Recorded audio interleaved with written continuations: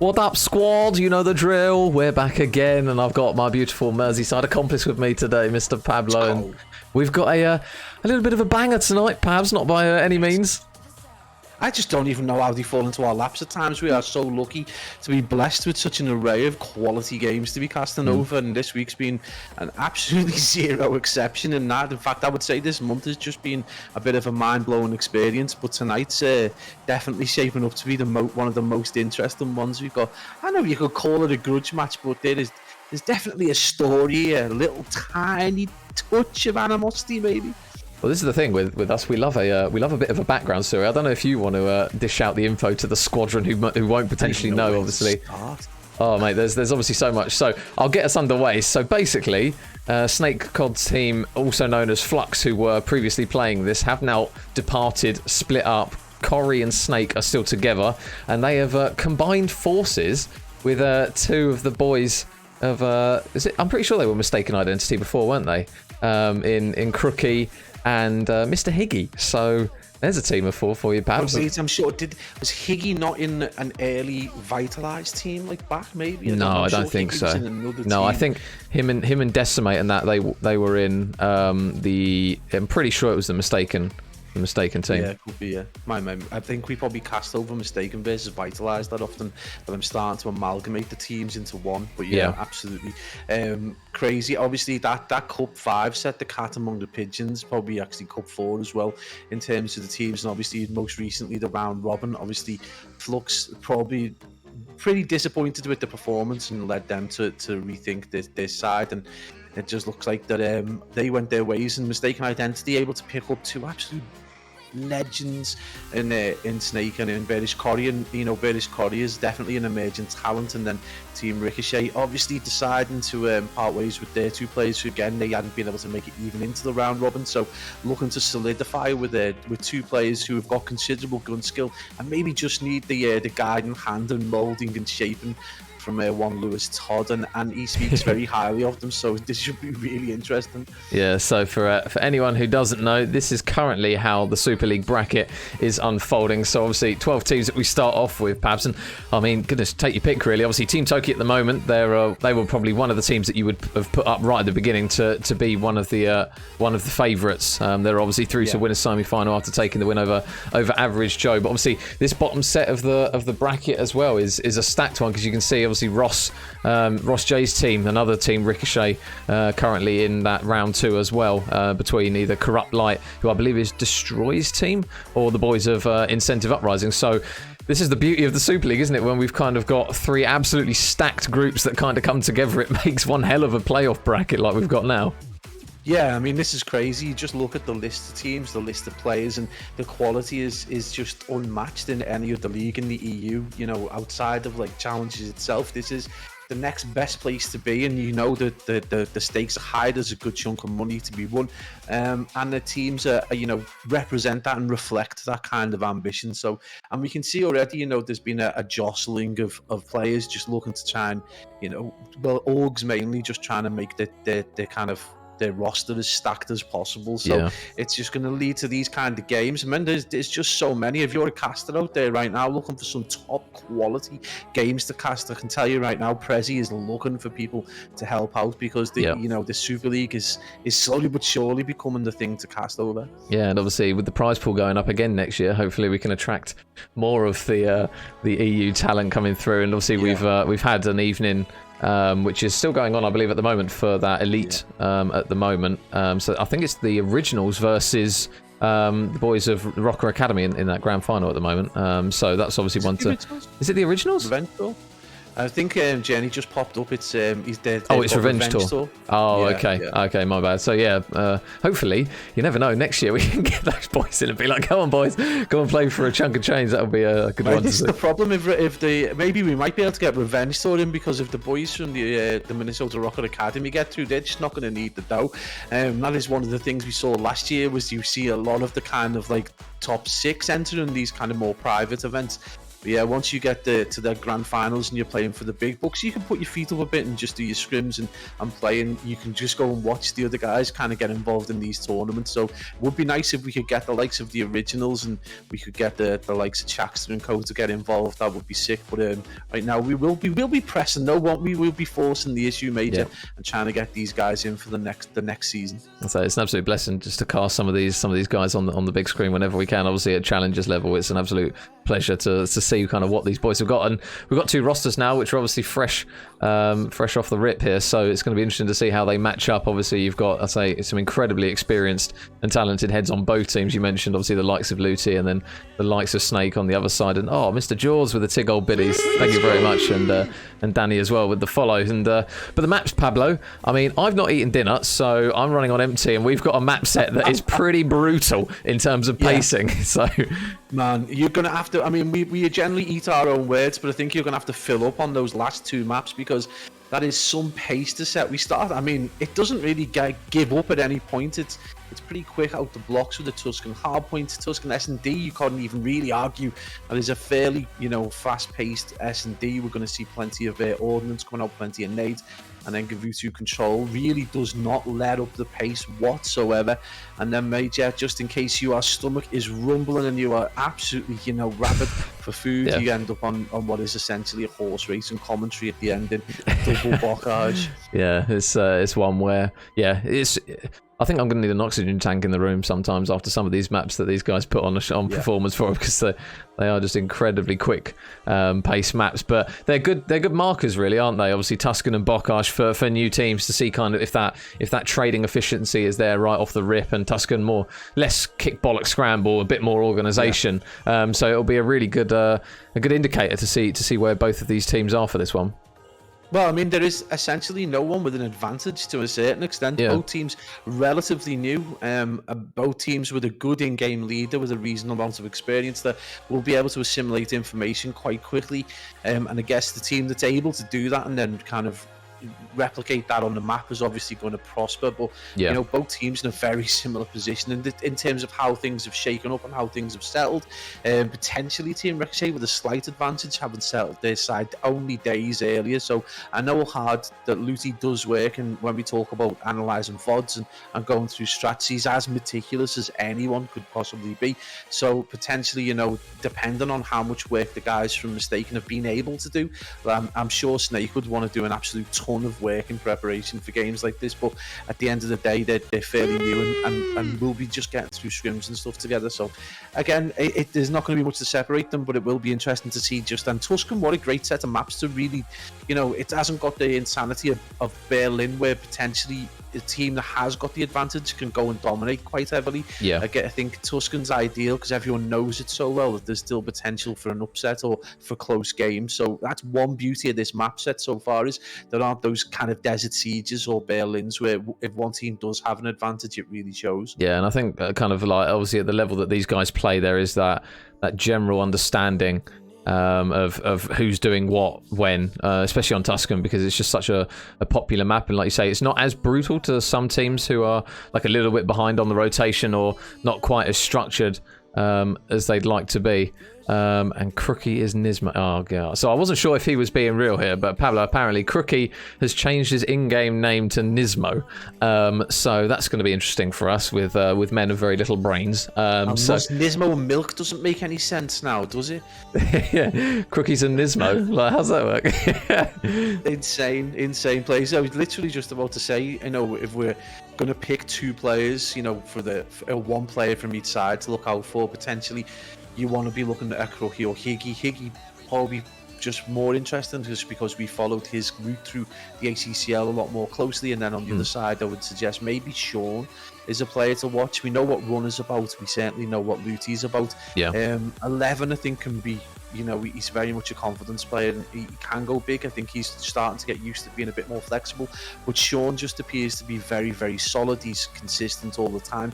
So he's an interesting one to watch. And Higgy on the other side, again, just everyone who's watching this is playing in the ACCL. So it's always intriguing to see how a player that we followed through the ranks, how he does in particular. Yeah, so it looks as though we are pretty much ready to go for map number 1 here between Mystaken Identity and Team Ricochet. Remember, guys, this is the winners bracket, so obviously with double elimination, it's one where you can afford to drop a series, but obviously with both of these teams and kind of the level and the quality of the play they have, they're going to be wanting to work their way pretty much through that winners bracket all the way to the end without any sort of competition. But yeah, it's a hell of a game between these two. And Pablo, I mean, I'll ask you quickly now because you have to think off the cuff of your head who are you going for, because I'll ask you early on.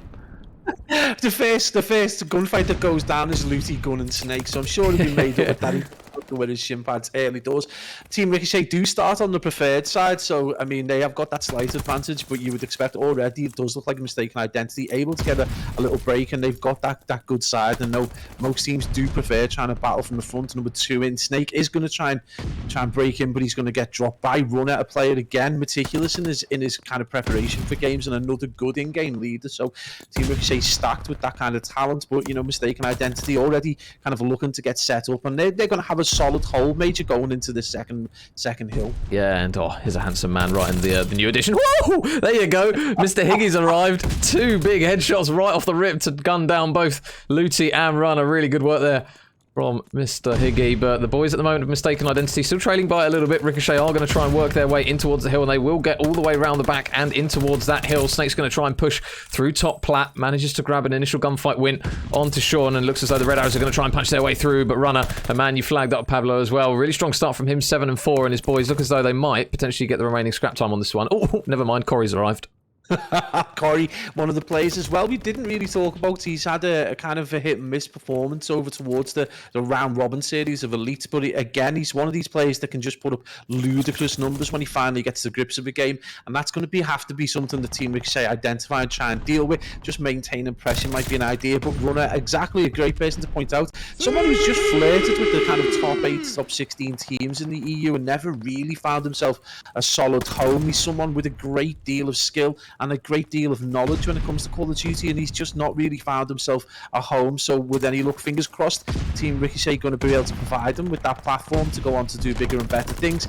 But again, Mystaken Identity doing great. They've managed to push themselves into a 5-second lead, but they have got this really difficult water fountain hill to deal with, which we know is difficult to hold time on, but right now it does look like Team Ricochet doing a fine job, taking a good 30 seconds to change out of that hill. But British Corey finally gets dealt with by the effervescent 11 and Major, another player who can be hit and miss, but when he does get to grips with a game, can dominate. Yeah, and a quick shout out to Mr. Nooney with the 5 gifted. Can we get some love in the chat there for Mr. Nooney? I costed him earlier in some Pro Points games. I wasn't very good. It was probably best that I just stick to GBs, but thank you very much, Nooney. What an absolute legend. One of my hard carries, hopefully going into rank play. But the boys of Ricochet at the moment currently leading by 30 seconds, but the boys in red, they do have the rotation, and they've got a couple of players ready in position. Snake going to have a couple of gunfights, and his previous teammate there in 11 flies around the corner. Higgy's going to be there for his trades, though, out the back. Really good work again from Mystaken Identity. They are going to punch on towards the hill. Corey just with a cheeky little pre-fire as those lads come off the respawn. So Snake is going to look to try and command this top mid area of the map, and does spot the head of Lewis there. Snake with another one as well onto Sean. Really good work there from the man that we know has got a huge brain in terms of Call of Duty ability to go with it as well, Pabs. And with the young guns, especially Mr. Higgy under his wing, I mean, you can't really ask for a better master on this team to help these boys develop. Yeah, absolutely. They're in the right hands, and Higgy, what a player to kind of mould and shape. He's definitely one of the most prolific kind of killers in the game, and absolutely going off. He's already dropping a 10 and 5. He's on the 2KD and just being an absolute thorn, and kept this game reasonably tight. And again, Snake proving how flexible he is. We've seen him with the MP40 and the AR in this game, so big props to him. We're seeing Higgy and Crookie, aka Nismo, doing really, really well, and it's kind of the guys in various Corey and Snake that are just playing catch up, but they are very, very close to getting that balanced KD. And we're also seeing Corey with a solid 26 seconds, and this is why this game is about to be tied up.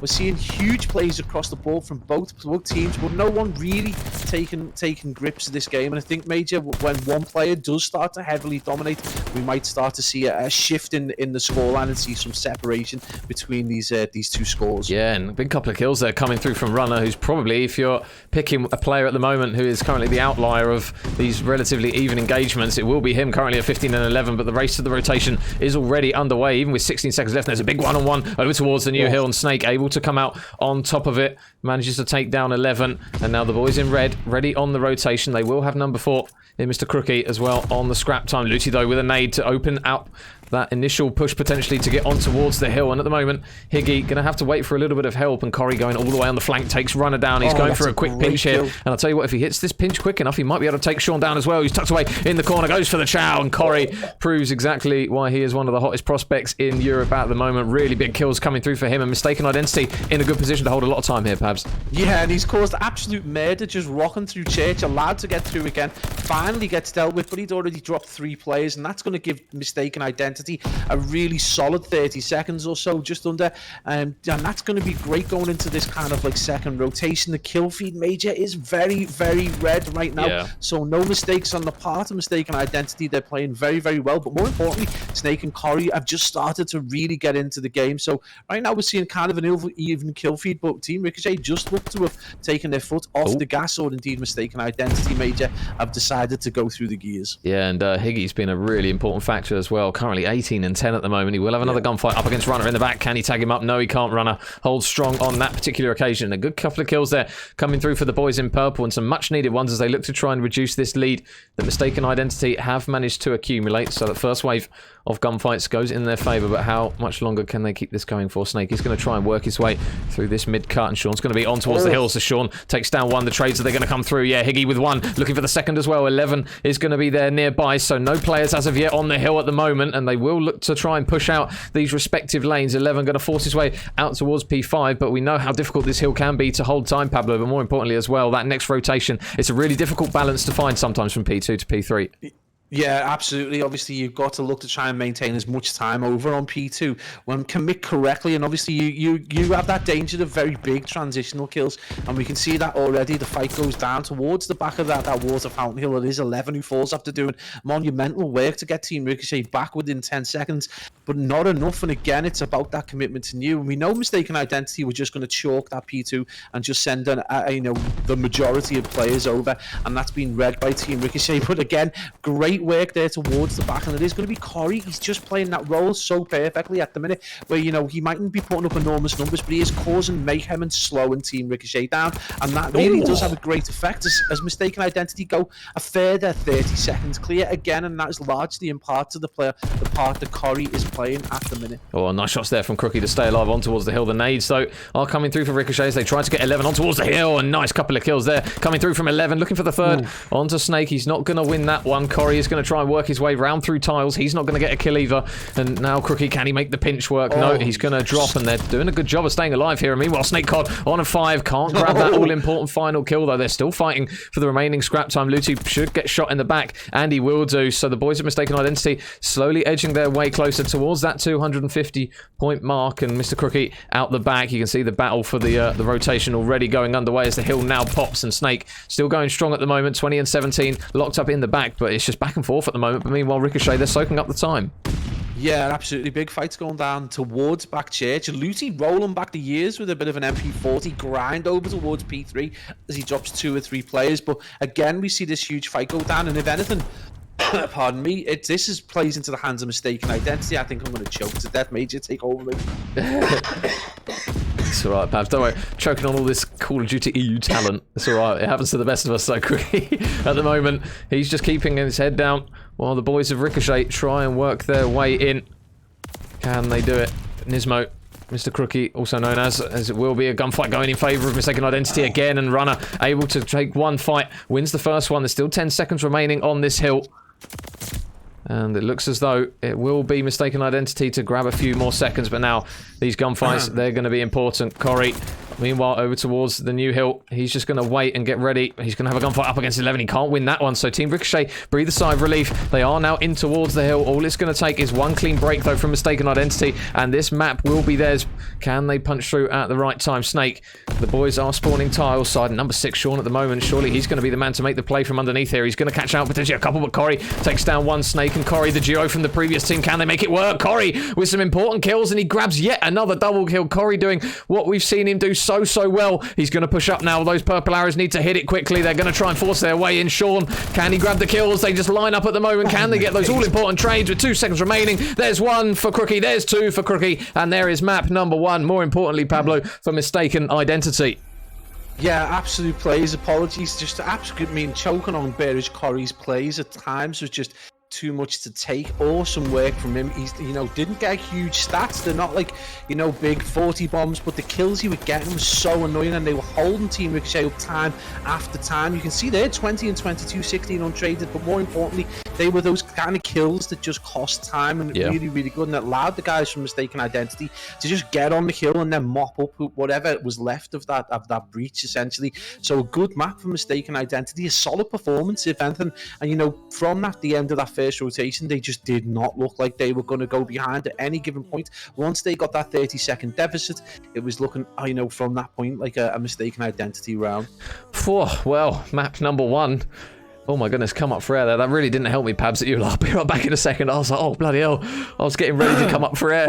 But it wasn't good. Honestly, I thought, I'll be able to ride this out. I actually heard you the other night when we were casting on the Elites, and I heard you kind of going, I thought, is he going to get through this? And I have to dive in. I think you just made it. I had no chance then. I had literally had swallowed, an entire clip from Bearish Corey. I just could not get through it. So, but insane plays. A Mystaken Identity would have thoroughly deserved round 1 win, to be fair. Yeah. They played it really, really well. They kept things pretty simple. They rotated effectively. They chalked at the right time as well when it was clear, especially what you mentioned, the P2 to P3 transition. They did that really well time and time again. And more importantly, the Churchill, they just look so comfortable in those close quarter kind of engagements where the ARs are kind of nullified, and you would expect that from players like Corey and so. Yeah, and a quick shout out to Nails, Harrison, and Jack with the follows, and Mr. Kiwi. Once one of those bad boys. Thank you very much, guys, for all the support as per usual. So, map number 2, Pabs. Obviously, we've had map number 1, Mystaken Identity. One thing I do want to just quickly notify on from that map was Higgy looked pretty comfortable in that one. Obviously, we've seen him rise through the ranks as an individual, and he's pretty much a shoo-in for this team at the moment. Put up some big numbers, some big moments, and some important engagements that we know mechanically how good Higgy is. I think it's always kind of the question of can he make the next step up into some of these teams. But he looked like a pretty solid fit-in for the boys of Mystaken Identity on that map, which is always good to see. Yeah, and putting up the big numbers sometimes can mean going a bit rogue. Well, he didn't do that at any given point. He played kind of solid team play and just got those important kills and some solid time as well. So a good performance from Higgy, someone that we have highlighted as to look out for just because of that kind of move that he's made through the ACCL. But again, he just puts up the really good numbers. He stays incredibly positive, and those kills are, and we talk about it time and time again in terms of that kill to time efficiency and hardpoint, and he's doing it really well. And then when you've got a player like Snake who's pulling the strings essentially, then you're going to have a solid round, and they did that. The second rotation was almost perfect for them, and they're able to just take the lead. But yeah, Higgy definitely one to watch out for. And then on the other side, you've just got to look at a couple of less glamorous performances. Probably just need to up the game a little bit. A couple of players not doing as well as you probably would have expected them to. Yeah, I think it's just where these teams that say are relatively new and they need to kind of knit in. You don't want to really say, oh well, one team is looking incredible, the other team, I don't know how this is going to work out, because we've seen it before where teams have newly formed and then over time, just from playing together, have managed to put the reps in, and obviously the standard plays and rotations are there, but kind of that more almost telepathic understanding that you gain from being on a team long term is something that, to be fair, at challenges you don't really see a lot, because teams do chop and change quite a bit, don't they? It's obviously the boys of Rocker Academy or the Young Galactics lads, they've kind of really got that in the locker, haven't they, where they're a solid force. So anyone who forms a new team is always going to be playing catch up potentially against some of these teams at a similar level that have been together for a longer amount of time. Yeah, and absolutely. I mean, we're seeing kind of the effects of being a team that's cohesive and stays together in the Minnesota Rocker Academy. But then on the other hand, you've got Revenge Tour again, who are kind of a team who've come together, who've potentially played together in various outfits over the years. But there is kind of like, obviously, aside from the base fundamentals and the base gun skill, you kind of know everyone within this bubble as such knows each other's gun play, and they know kind of how each other plays. So they kind of, there is almost a bedding in period, but ultimately it usually is fairly seamless. Suki's Bakery are a great example with Eric Boom, just jumping straight in, and they were kind of, if anything, they were miles better than they had been previously. Yeah, so in towards map number 2 we go, guys. And if you did miss map 1, Mystaken Identity took it 250 to 209, and now in towards the Search and Destroy. It will be a first blood in the form of the handsome Mr. Higgy, so 11. And the boys going to look to try and work their way over towards the A site. They do have quite a bit of mid control at the moment, and Crookie is just keeping an eye over towards that bomb site. And they've got to be careful here, because the bomb carrier, runner, absolutely snaps onto Crookie. Snake's going to fall as well, and already a round that was looking a little bit more one-sided in terms of the boys in red, Pablo. They now have to try and hit a regain here. Oh, there's some timing. Oh my god. Oh, the weirdest timing all my days. We see Corey just absolutely, I think he's probably seen the play, and it's probably a good decision. I think he probably knows he's here, and he snaps straight onto 11. So good decision making by Corey there, and one of the reasons why I think we've highlighted him. So it is going to be a 1v2 from a position of, complete solidity to an absolutely falling apart in the middle of a round, and great plays from Corey. And one of the reasons why we've highlighted him time and time again as a player is definitely on the up. Yeah, so Mr. Higgy there, 2-0 from that first round, and his teammates do take that round win. So it'll be interesting to see how the boys of Team Ricochet, again, try and hit the regain button here. It's obviously early days, but we know kind of these rounds on Tuscan, Pabs, they're ones that tend to go back and forth, don't they, from attacking to defensive. So it feels like, although it's not as obvious as like a control, when teams do start to snowball 2-3 rounds together, they usually tend to come out on top. But Mr. 11, he's having none of it because he's now got the sniper out. Love that. Yeah, you've got to love that, haven't you? 11 with a big headshot straight across the Higgy. Luty's going to back it up. Again, just pops off on Snake. So again, they're in the same position as the previous round. But again, they've left Corey alive, who is 2-0, and it's going to be Corey and Crookie who are going to take the fight to Team Ricochet. And you can see this transition towards B, but Luty is going to be there to watch, and the stiffest of ARs is going to ensure that no one gets tagged. And he is going to get dropped, though. Corey again bringing himself a massive opportunity, Major, just to be able to maybe get the clutch one more time, as he's in a 1v3 situation. Yeah, he's got a lot of work, though, Corey. Yeah. Can he manage to potentially push his way out to 5, because he is on streaks potentially as well, so only a couple of kills needed. So Corey just going to have to check and play his life well, as he is just going to try and check every single possible corner. He's just going to hunt for that next pick. There is going to be a man around the corner, and it's going to be number 1. He's not going to be able to grab the kill, and Team Ricochet tie it back up with potentially an important round, Pabs, in the grander scheme of things, because if these guys go as close as they did in that hard point, every single round is going to count, and Sean with a big kill at the end. Yeah, absolutely. You know, we pointed out Sean at the start has been a solid player, takes up a pretty significant position over towards that kind of top tiles and able to get the kill. And yeah, they need to stay close. You can't afford to get 2 or 3 rounds down before you decide to kick into gear. It's probably, especially against the team with the quality of Mystaken identity, who just appear to be firing on all cylinders right now. You need to get back into the game. So big performance there from the in-game leader. Luty's at 3 and 2 right now, so some important kills. We do see the shots go out and our players getting tagged up. And Sean is going to be watching over the Bob side. Quite an aggressive push from Sean from Team Ricochet. He's quite exposed here, and I'm not sure whether he kind of realizes just how much visibility there is over towards there. Crookie's going to be at the top, just looking to see if he can get any kind of bait, any kind of information out. And Mr. Stiff himself is going to be there looking over top fire. Yeah, so Runner grabs the first blood.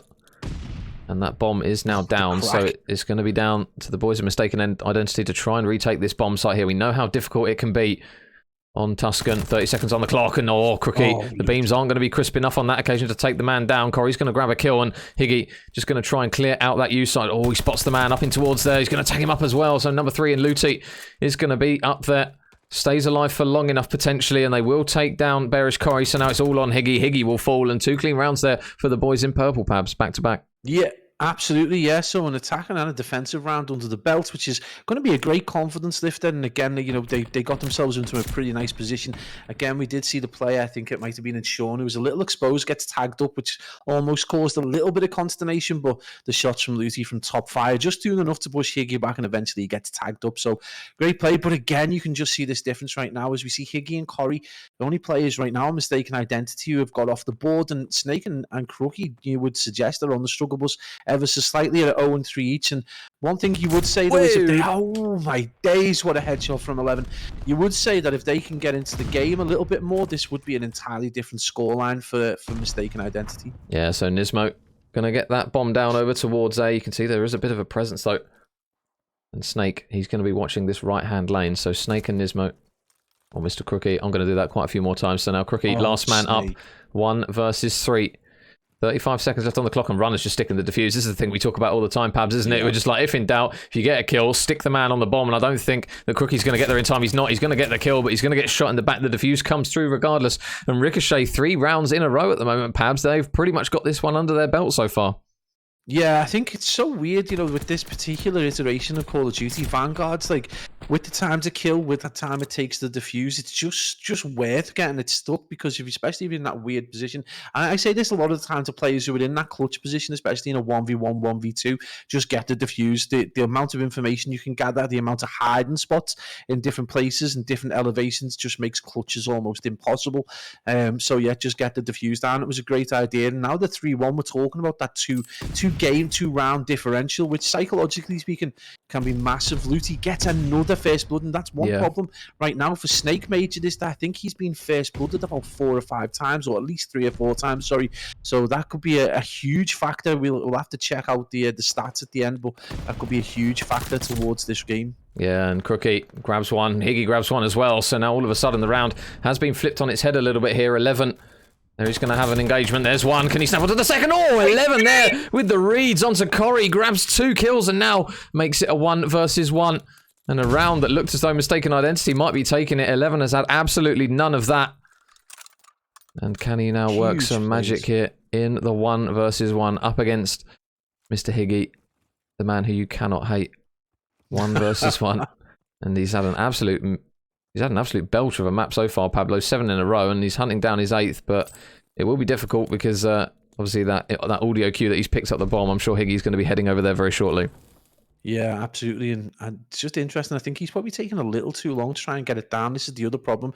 You know, just stick it. I know it's difficult to try and get that perception, but he manages to do it, and he manages to dip as well. So he's going to be forced to try and get as much information as possible. I think probably a little bit optimistic that the play would be that pushed that far forward after only getting the bomb plant down. But again, 11's going to, again, very exposed kind of play, very aggressive. I think it's the only way you can play it. It's going to get the kill. 11 absolutely destroying Mystaken Identity almost on his own, Major, with one of the better performances so far in this winners final. Yeah, big round there from 11, and that is another dagger straight in the back of Mystaken Identity. So an important round there for Ricochet, and now they have a 3-round cushion at the moment. They're looking so incredibly strong in this search and destroy, and Mr. 11 at the moment got some streaks to work with as well, Pab, so it'll be interesting to see as and when he decides to call these ones in potentially. Yeah, I mean, eight in a row, so he's got 2 to work with, and they've got a 4-1 lead, so potentially just going to call them in straight away. Just to get them to that round 5 makes the most sense. We are going to see that glide come out. It's going to force everyone indoors, and he's going to get a ton of information. Everyone runs, and he is going to tag up Snake, who gets first-blooded again, Major. So a very unfortunate plays for him. He's 1-6, so he isn't going to get the full James Bond treatment, but he is going to be on the struggle bus, potentially driving it, mate. And 4-1, very strong, but they managed to tag 11 up, who had the other strafing run. He did have that strafing run in his back pocket, so that could be big. You know, a 3 versus 3, and there is not going to be any ordnance coming out. This is huge. Yeah, number 7, Nismo. Mr. Crookie. Can he grab a pick here? Sniper. And a pistol with the red dot, so I don't see that, but never mind. Sean's going to body him regardless. So it will now be a 2 versus 3, but the bomb is down. So if the boys can manage to just delay this long enough, it looks as though Higgy might be a really busy man any second, and he's just going to get spotted and should get shot in the back. Luti is going to grab the kill, but look, top broken here. He's here. Corey with 1, looking for the second. Oh, but he gets beamed out of position. So Ricochet, they're going to take yet another round. 5-1 in the lead. They will go, and Mystaken identity at the moment, Pabs. They are being put to the sword. Ricochet look incredibly strong on this. Yeah, S&D, I mean, you've got to argue that it is potentially Luti's strong point. He's been playing an awful lot of Search and Destroy in Vanguard and brought into a couple of players who just love these kind of, you know, spontaneous. They love the reaction, but having to you know, those quick reactions and that kind of like fast interaction in particular. So probably plays into their hands a little bit. A little surprised though, you know, Snake with a solid reputation in S&D, massively on the struggle bus, and again, maybe just signs of a new team being bedded in, and obviously they have got problems across between Crookie and Snake, so right now, you know, Bearish Corey doing a lot of the work, and for a player that isn't necessarily pulling the strings, is going to find it difficult to be able to carry that team on his own. So Team Ricochet taking full advantage, 11 on a 9-2, but great performance from the team in purple so far, Major. Yeah, it looks as though they are going to try and take this bomb over towards the B site, and number 8 Higgy, Sixth Sense, knows there's a few players here, but he just sees the whole platoon as they come flying through P5. There is a quick flank potentially here though for Snake, and an opportunity if he hits it quick enough, but number 3 Luti, you can see he's just watching out towards the back here. How many can he grab? Snake with 1, important kill, but Runner's going to grab 1 as well. So now number 5 Bearish Corey, how many? He spots the man out the back potentially. His teammate in Snake's going to try and help him over towards the plat, manages to grab 1 kill, he stays alive as well. So an important moment there as they don't manage to get the trades out. Corey's going to look to try and fly out the back here. How many can he grab? There's 1 important kill for Corey. So now it's all on Sean. Takes down 1. They're not currently sticking the bomb at the moment. 1 versus 1 up against Snake Cod. 16 seconds remain here. He's just got to try and play the time. You can see Snake is just desperately trying to hunt him down and search for the kill. I don't think he's going to be able to get it because with 9 seconds remaining, no, he's not going to have enough time to get the defuse anyway. So Team Ricochet, wow, what a statement this is going to be from the boys in purple, perhaps, as they look to try and have a little bit of a ring around the roses with the knives to see who gets on top. Snake will on that occasion, but his team won't. Ricochet, strong search and destroy from those boys. 6-1. Yeah, absolutely. What a way to slap back against what was a relatively dominant hardpoint performance. Well, they come back strong with a solid 6-1 and just looked unbelievable right the way throughout. Again, first deaths, 3 first deaths for Higgy, 5 really big stats right there. You need to be getting first bloods when you're going into any kind of search and destroy, but particularly on these maps where they've got like a smaller geography as well, because you know it's going to come down to this kind of close quarter combat where trades are going to be important. So again, just a good performance from Team Ricochet, and as we go into the Gavutu control, we're going to be 1-1, and this is going to be a really interesting control. It's one we don't see very often over the last week or so, with Tuscan being preferred almost all the time, and we know that, you know, teams are trying to get to that point B in Tuscan, but to be really interesting, this is I don't know, you could argue a much easier B to try and get control of, especially if you can get to back jungle and make sure that no one gets there. So this should be pretty interesting just to see how both these teams approach it. Yeah, I say this is one where those flex rolls that we talk about, that third assault rifle player, if they can have a good map, Gavutu is obviously a much easier map to command with that automaton in comparison to Tuscan. It's kind of, Tuscan feels like that 50-50 middle ground, but the likes of Gavutu, Desert Siege, Berlin, you could probably argue again about 50-50 for SMGs and assault rifles, but yeah, Gavutu, we know the open lanes and stuff that these players have to kind of work with. It can be really, really difficult at times for an SMG player to be on this map, and it's one where obviously, like you mentioned, we haven't seen it for a while, actually, a Gavutu control. We've normally seen Tusken as pretty much the standard, so it'll be interesting to see how these guys fare up against each other in this one.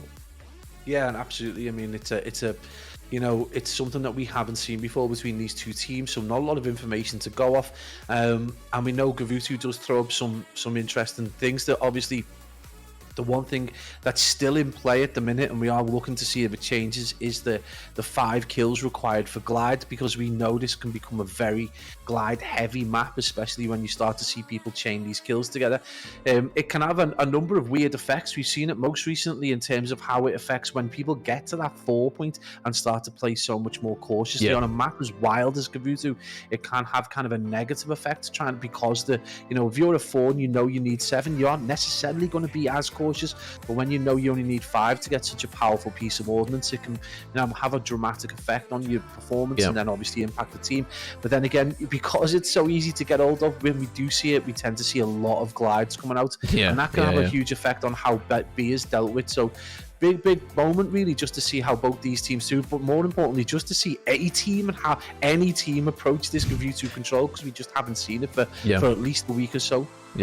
I mean, I'm interested to see as and when, if they do change the glide bomb from 5 to 7, because it does feel like you do get like that tennis game on Gavutu of one glide bomb, get the man out of the hill, next glide bomb, puts a man back in the hill, then another glide bomb comes through. It's kind of one where it's just artillery carnage at times from time to time. So it'll be interesting to see if they do finally tweak it, like we've seen in those. Obviously, the build is different for the guys that run the Pro League, but they still run that 7 kill streak, don't they, for the glide bombs? So I think that will definitely make people a bit more.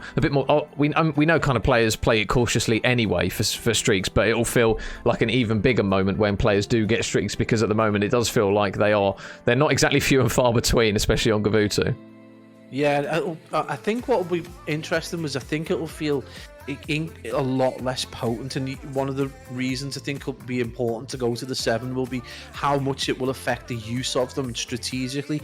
I think you're going to start to see in-game leaders start to say, no, don't use it now, we need to really pick our time. And one thing we have seen is, particularly in really good sides who've got players who will rack up a lot of these glides, they just throw them out. There's just no strategy to them. We see the amount of glides I've seen from like top level teams where there is literally no one near the glide once it's landed to take any kind of advantage of it. They're throwing glides out on an armored troop carrier and they've barely made it to P1. So when it hits that 7, I think you're going to see that strategy come into play, where you start to be like, no, we need to wait, we need to be able to pounce on that empty troop carrier, particularly in Gavutu control. And then if you look at other maps like Tusken, or potentially like Hardpoint and Berlin, when you look at that yard control, the train yard control, it's going to be like, no, we need to be ready to take advantage of that, and that will ultimately change strategy, especially in the first couple of weeks when it does change, if it does change. So it could be really interesting to see when that happens and how it affects. But right now we are at this 5 glide bomb meta, so with these two teams and with the amount of slaying potential in them, we should potentially see quite a few coming out of this game. Yeah, it wouldn't surprise me if we see a lot of air ordnance from both respective teams. So the boys of Team Ricochet, they are going to be on the attacking round first, and already a really swift hit over towards Mr. Higgy on this B site. So he's going to be a very busy man. Snake's going to grab 1 kill. The trade's come through 11.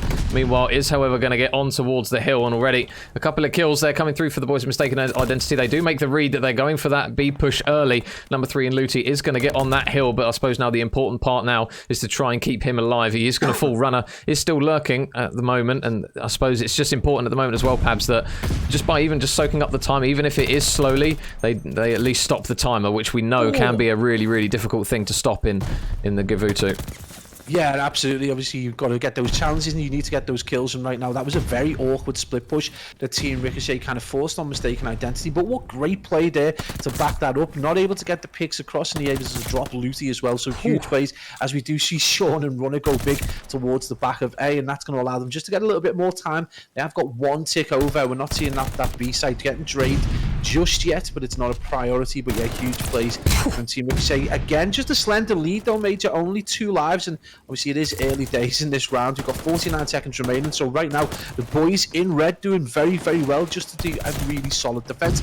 And it's not something we see too often. Usually we do see teams kind of chalk this A point, but it's been a really bruising affair at the beginning of this round 1. But right now, they've given themselves 1 minute 40, which is, it's neither really here or there. You do probably need that solid 2 minutes of time. So again, we talk about, Major, just how difficult it is and what a risk it is to try and take B at the start. Yeah, and Crookie just going to get shot in the back as he tries to retreat away from the point. So now that more difficult B point, can they get the kills that they need to 11? The man who is so fundamental in that search and destroy. It definitely feels when he's on all 4 cylinders. Oh, holy, that's a spot over the top there. Isn't going to spot anyone.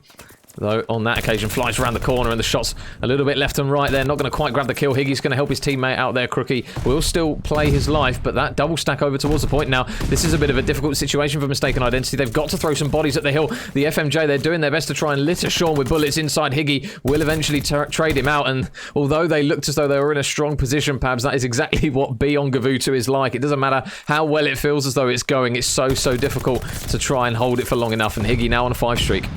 Yeah, and you know, with that beat, trying to get that beat time down is entirely about controlling the area around it. In particular, you do need the player over towards back jungle. We've seen it before. Moneyform had Steve going absolutely massive towards the back end of the jungle area, getting huge kills, and was able to do it. We've seen Eric Boone do it, but you need back jungle control at the very least, or you at least need to be, you know, right the way across the beach in order to see kind of everyone. Great play though from Higgy, really smart play. You know, despite the fact that there was time going over towards B, he let his team deal with it, and he got really into the face of the fresh spawning players and was able to just do a ton of damage. And this right now is why we only have 18 seconds remaining, and they've gone into a life lead of almost 4. So big brain plays, but not just that, a man able to back it up with huge gun skill. Yeah, and the 2 new additions to Snake and Corey in Nismo and Higgy, they have both managed to get themselves that important glide bomb. We know the strafing run is a little bit rogue at times, but Nismo at the moment, Mr. Crookie, can he get the... Oof, just the timer was going to save that last man, it feels like. And Mystaken Identity with a really strong opening round there. It looked as though for a second, though, Pabs, the boys of Ricochet were going to get close to getting that B point, but the boys in red, they regain, they hold strong. And Mr. Luke with the tier 1 sub. What a handsome man. Thank you very much, Luke. But good round there for the boys in red. They're on that defensive side. Those are the ones you look for them to hold, and they've done a good job, and they've got some streaks now to work with. Yeah, you've got to look to Crookie, 11-5 for the 7 streak, and right below him, Higgy. And we said, you know, what a massive impact he had in that round 1. He gets into the faces of the team, despite B going, you know, the way of Team Ricochet. I think he's got great, you know, trust in his team to take those players out, and he's able to get into the face of the freshly spawning players. So really pushes that over the line for Mystaken Identity. I mean, we kind of expect the defensive round to go the way of that team, but again, it still looked at times like Team Ricochet were going to do enough. Sometimes they just look absolutely monumental at getting a team wipe, and then holding that advantage just seems to just slip away from their fingers. So again, tantalizingly close for the team in purple, but the team in red just look very, very solid. Nismo is going to be on the hill, so Crookie does get himself, and we see that split, and it's an interesting idea. Nismo. Jesus, 11 in a row. He is just not stopped at the moment. He's going to look for, or potentially the 12th onto 11. There's some irony for you. So now can he manage to get another kill here? He's done a really good job of just staying alive. Oh, but hold that, Lewis. He's just going to plonk a nade right on his chops there to take him off of his streaks. But the life count still in favour of Mr. Higgy with the beams and looking for more. Oh, I tell you what, if he got the 3rd onto runner there, that would have been an absolutely absurd kill. Snake going to fly around the corner on towards P1. Manages to grab 1, so there's still 5 lives in the lead at the moment, and I'm pretty sure they've still got 1 more glide bomb to work with. Yes, so Higgy has still got his glide in his back pocket, so the A progression and the B progression coming through, Pablo. Mystaken Identity really forcing the hand here of Team Ricochet to commit to 1 point. Yeah, absolutely. If they can get the kill here, this is huge, because they're going to get that 2 ticks over to B, and that is massive progress, because it's a totally different ball game. If you stack that with 2 players, that could be hugely vital. And Higgy, again, we talked about you need to get this back jungle control. Well, that's exactly what he does, and this could be a completely different game if they're able to break serve and Major. That kill feed is going ominously red right now, and Team Ricochet just look all at sea. Pardon the pun, as they get pummeled on the beach. And this is definitely going to be a very difficult round to them, and Mystaken Identity have got a solid 8 life lead to boot. Yeah, wow. Important kills again, and it looks as though Higgy wants this round done. He's going to invest a glide bomb, going to take down runner. So now, with 1 minute 35 seconds, and 8 lives left here for Ricochet. This is Mystaken Identity's probably the best chance they'll get so far to take this point.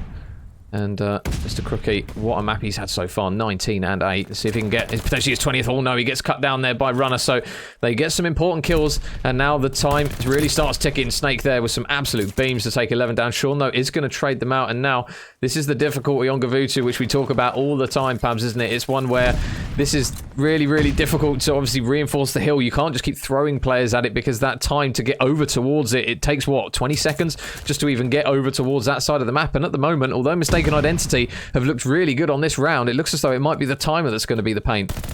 Yeah, with 50 seconds remaining, it does look like it's going to be almost come down to a TDM. They've still got a 4-life advantage, but you can just see how well set up the boys in purple are, and if they get any of these picks across the board without getting tagged up, this could be a huge moment in this game, as they've gone from an 8-life advantage to a 3-life advantage, and it just shows you how difficult this Gavutu control is.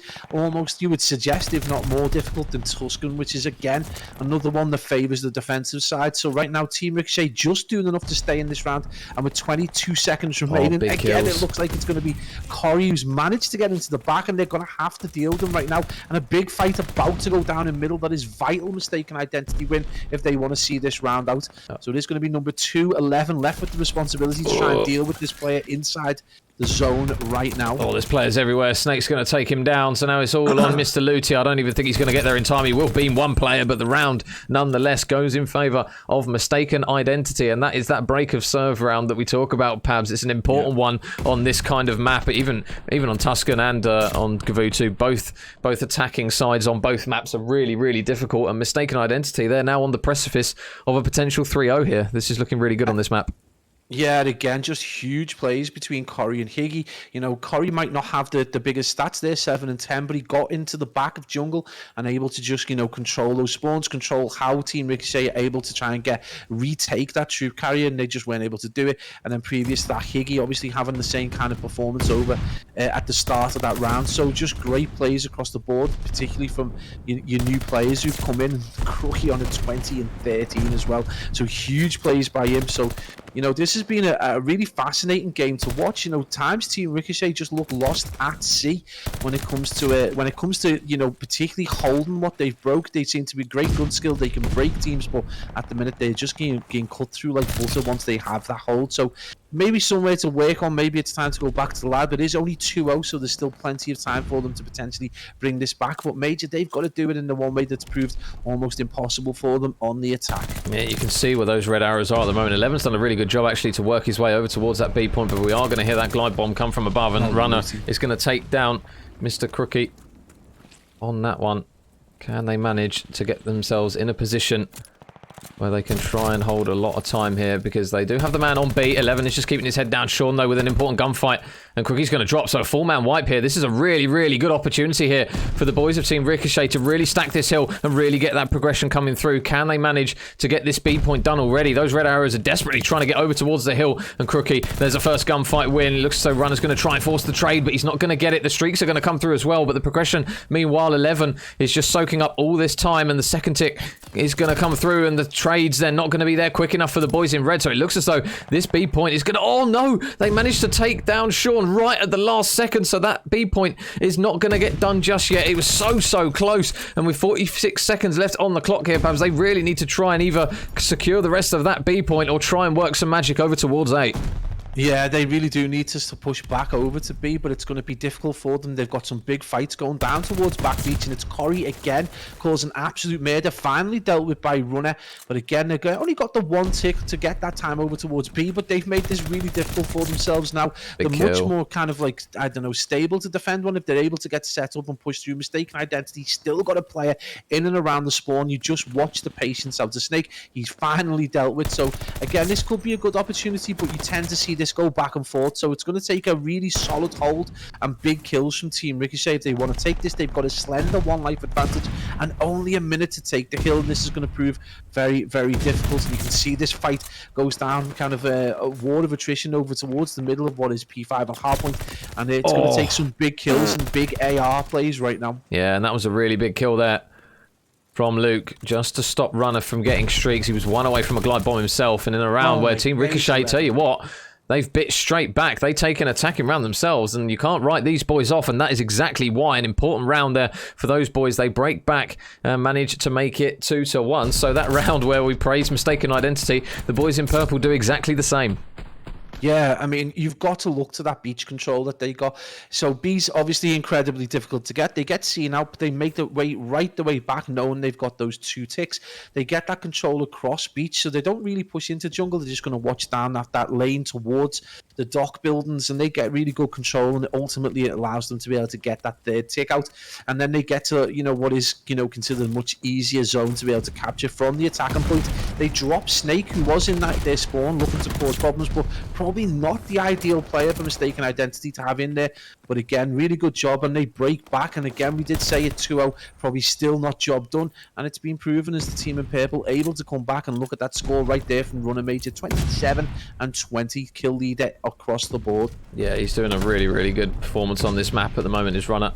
We'll see if he can continue it going into round number 4, because they're going to need him firing on all cylinders. 11's going to manage to take Crookie down as Mystaken start to get that progression over towards A. The first tick has come through. Snake, though, in the top of Bo, is going to manage to cut down a few players. Him and Higgy with 4-man combinations as they drop the entire team of Team Ricochet. So now over towards the B point. You can see those purple arrows. I think they've pretty much resigned to the fact that they're not going to get that A point with the contest in time. So Crookie up top here.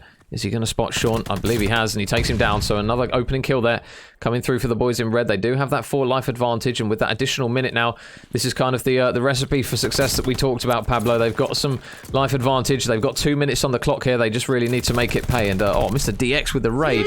Thank you very much, buddy.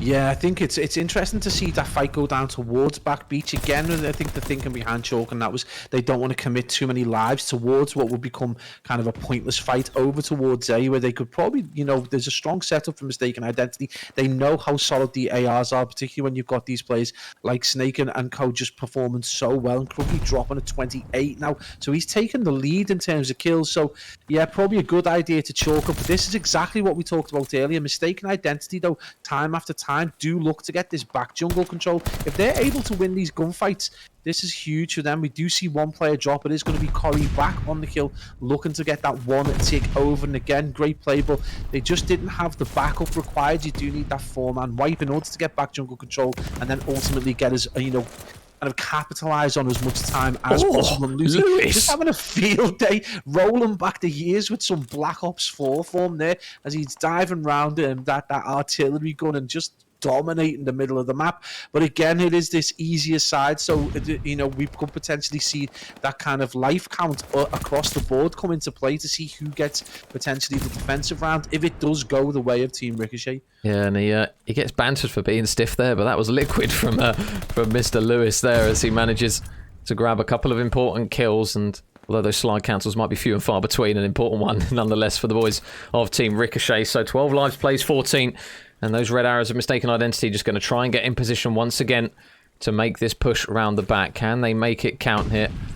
There's Corey working his way all the way around the back here alongside his teammates. 11's going to get cut down though. Corey with some absolute beams, and his teammates get another kill as well. So now number 4 in Runner. He's had a really big map so far. Can he go big now? Luti's going to manage to grab 5 in a row. Runner keeping his head down, but Snake has stopped that time. He's going to fly through, and Runner with another important couple of kills. And there is a glide bomb coming through from Luti. These boys want this round done, and with 15 seconds remaining on the clock, it looks as though Mystaken Identity, they're not even going to get close towards the point here. 10 seconds remain. Somebody has surely got to touch it, and I think at the moment it looks as though it's just a bit of a standoff here, Pabs, for lives, because that team, both teams really, they want that defensive side. Yeah, absolutely. This is going to come down to that life count. Is going to be interesting to see. Obviously, I'm not the smartest man. I haven't made a note of the life count so far in these games. So it'll be interesting to see who does get the defensive round, and this could ultimately dictate how this game goes. But we've seen, even if Mystaken Identity start on the offense, which they don't, this could be huge right now. Team Ricochet have broke back serve, both teams with an attack and a defensive round under the belt. But this is going to be a big battle major. This could potentially be a very fast slaughter. And we do see Team Ricochet, very cautious approach, going for that A hold straight away. No messing around, no interest in strategies. Just get the job done. Yeah, and Crookie already looking to try and work a pinch here, and I'll tell you what, if he hits this quick enough, he might be able to do it. Oh, never mind though, Runner with another kill, and him and Luti at the moment are on an absolute tear. 14 in a row between the two of them, and this A progression is coming through incredibly quick. A perfect start here from the boys of Ricochet. They haven't even dropped a life at the moment. Luti just going to be watching his mid while his teammates try and slay out around him. Runner's going to grab yet another kill, so 15 now combined between the two of them. They are cutting down players left, right and centre, and Runner and Luti at the moment 16 in a row. Add 11's kill to make it 17. Luti's finally going to drop, but Runner looking to try and still continue his form. Nismo, or Mr. Crookie, is going to still be lurking, but they've got Sean out the back here. Can he make the play? Sean with an important gunfight, and he's just going to try and be a pain out the back as we look to see some streaks come down from above. Oof. Yeah, absolutely great plays at the back jungle, but again, it is just, you know, in terms of just getting kills, it's vital. They've got that 7 life advantage, but really they do need run. He's going to need, sorry, it is going to, Sean going to be needing that support at the back if they want to take advantage.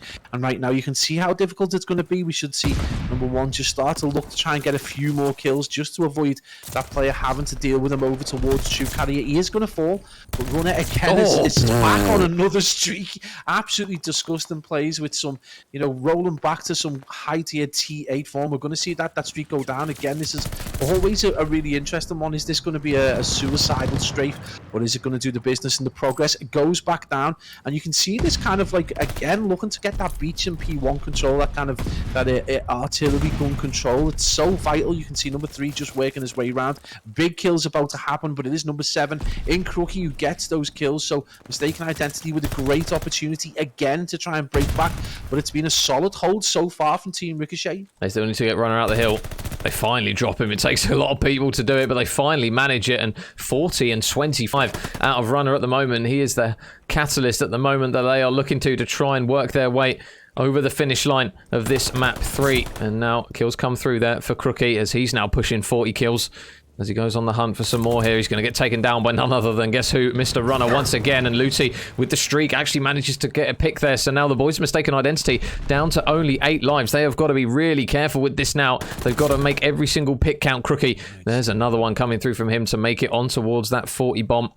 And now Luti just sneaky around shutters. Can he work a lane here? He manages to get through, and Higgy in the back. Oh, I don't think he's going to expect this here. There's one for Luti. He's looking for another as well. There should be another man in Snake around the corner, and Luti with 2 important kills there. And the boys of Team Ricochet now, they're going to look to try and stack this hill and get it done here. Yeah, absolutely, and this is going to be vital to get these kills across towards that artillery gun. You can see Runner with the big brains reads the play, gets the kill, and it's going to be Team Ricochet taking a not often seen double attacking round to win 3-2. Huge plays from the team in purple, time and time again. Mystaken Identity with some really elaborate plays themselves, getting back jungle control and doing so forth, but just Luti and Runner rolling back the years with some big kills, in particular Runner. Just look at that, 42 and 26, 35 untraded kills is incredible performance right there from the man. And Team Ricochet, you know, they've thrown the cat among the pigeons as we see them take a 2-1 lead, and you wouldn't put it past them to go absolutely off in this Bocage hardpoint. But let's not get too far ahead of ourselves, Major, because right now Mystaken Identity have got 2 of the hottest players in the EU right now, and 2 of the best, you know, up-and-coming players. So this could be a hell of a game. You're going to need to take a deep breath, mate. Oh man, I was going to say, what a better map to potentially see if this goes game 5 than a lovely Bocage hardpoint. So the boys of Ricochet, they managed to take maps 2 and 3. Obviously that map 2 incredibly one-sided, but map 3 could have really gone either way. The boys of Ricochet though, Pablo, it looked a bit bleak for them when they went 2-1 down, but really good regain from those boys. Obviously you flagged up Runner, he put on some incredible amounts of kills in that one, and the boys definitely owe him a beer after that one, because that was a hell of a map from him individually especially, but his team do well. Yeah, I mean, I almost felt like he went from sitting back to sitting forward. The change was that dramatic in terms of his capability and his gun skill. Just rolling back a little bit, he just looked like last year's kind of performer where he did reasonably well among a few teams. So it was nice to see him kind of like back at that form. But yeah, huge performance nonetheless. Despite some heroics on the other side, we saw Crookie, aka Nismo, nearly, well, I think he did drop a 40 in the end. So he did, you know, doing everything he can to assist his side. And again, you really really can't take anything away from Mystaken Esports. This is how tight it was in the end. Yeah. You know, they did some really interesting attack and plays. They understand the value of trying to get that back jungle control and potentially trying to get beach control. But again, it's so much more difficult than that. You need that with a team wipe. You need to have at least 3 players across there to get that control, and a lot of the times they were only able to get those 2 players. So again, it's one of those games, a margin of hairs at the end of the day, but Bocage is definitely going to be the separator right now, and you just wouldn't put it past Mystaken Identity to come out all guns blazing and see and potentially, you know, another 40 bomb from be it Higgy or be it from Kruggy. Yeah, and quick shout out to DLS and Avo JT with the follows. Thank you very much. And oh no, Vega wants a major C. Thank you very much, Vega. A man who we've not seen for ages, Pablo. It feels as though that vitalised roster is obviously not one anymore. But I'll tell you what, we've that was a staple for the start of Vanguard for us. Was those lads, wasn't it? I honestly thought they were going to go on to do some good things, and it's a shame that they went their separate ways, and we do miss a good Vega cast at times because he can be such an exciting player to watch. So get yourself back into a side, get yourself back among the kind of like the top AM players, and just let's get some casts on the go because we do miss that. That was good. They kept Vanguard really interesting despite, you know, we were casting over them during the problematic months. Not that these are any better by any stretch of the imagination, but they were definitely an improvement on what we were having to deal with at the start. The golden bombs, the golden search and destroy, huge lights, teams the wrong way round, but we've moved on, and today we are on the eve of ranked play nonetheless. Oh mate, finally. It's only been 75 years. I'll tell you what, there are so many players and people in the chat that I would happily be like, yeah, I'll just hop on a team with you guys. You just carry me up the ranks, that would be great. And I'll just sit back and slowly work my way up for all the incredible players that we cast over. I'm resigned to contend. I'm resigned to it. Yeah, literally, me and you are going to be stuck right at the bottom. And hey, don't be putting me in with you. You drop 30, 40 bombs while I'm scrabbling around with me 11 kills. Please don't do that. No, I'm happy to be in contender. I quite like it. It's entertaining. The shit talk there is the best by a mile. So yeah, no, 100%. It's like back in the days of old MW2, COD 4, those kind of games. You know, if you were in a lobby in game chat, you were getting absolutely violated. But anyways, back in towards our winners playoff game, and it's going to be the boys of Mystaken Identity now that will need this map to stay alive in this series, and we'll see whether or not Pabs as well, the man in Mr. Corey, we know how good he was in Elites here. They're going to obviously look to him again and his slaying prowess that we know he has in absolute bundles to see whether or not his team can hold strong in this one. But to be fair, I mean, anyone on either roster you can point a finger at and say, yeah, they could probably fry. Yeah, I mean, Corey, as you're talking about him, he just strolls through the field, gets an MP40 kill from reasonable distance and with laser point accuracy, and gives the boys from Mystaken, you know, the potential to get those spawns. And again, I know Team Ricochet from experience will try and push up heavily on P1 and try and get control so that you are forced into spawn. But again, Corey just doing a great job. So it just goes to show it's not always about putting massive numbers up. It's getting those good kills, getting into good positions, and helping your team get that time. Right now, Higgy, the biggest surprise.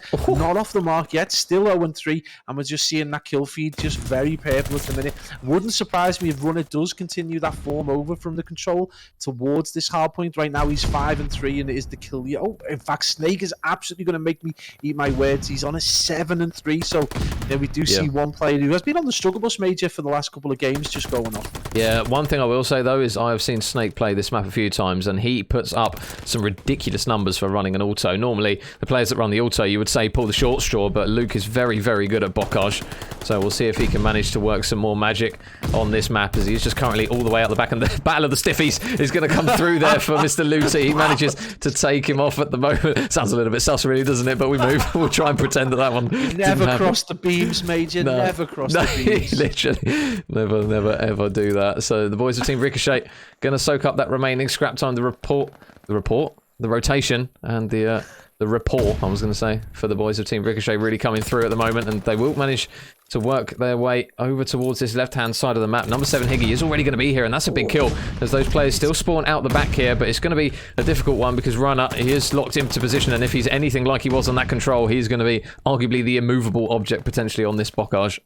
Yeah, absolutely. He does get bodied. He did get pushed by 3 players. So, despite the his capabilities in the previous game and obviously looking very hot in this one, a lot to deal with. Mystaken do a great job of breaking lower grannies, and they're able to get that back in. But it is going to be Team Ricochet on the bounce back.